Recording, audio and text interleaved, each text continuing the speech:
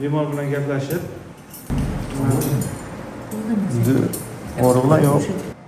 Mana shu jarayon bilan hech qanaqa muammosiz, hech qanaqa bir og'riqsiz, shunchagina bir oddiy.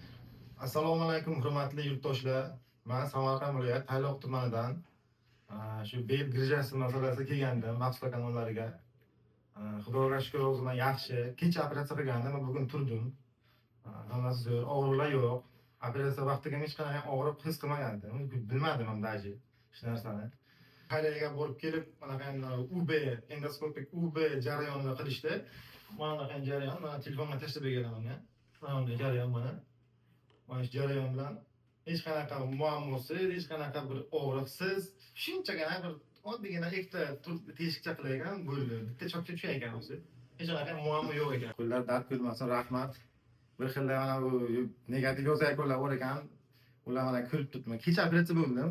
Instagramga masalan qo'ygan bo'lsalar kerak, hammasi zakon haqiqat mana. Kecha operatsiya bo'ldim, bugun yuribman o'zi.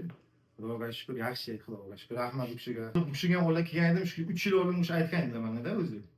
Buni olish kerak, baribir qiynalasan, olish kerak deganlarga, "Hey, xabarga bo'lar. O'zbekchilik endi shu ekanda endi nima qilamiz endi. Oxir taqalgandan keyin kelmaslik kerak ekanda."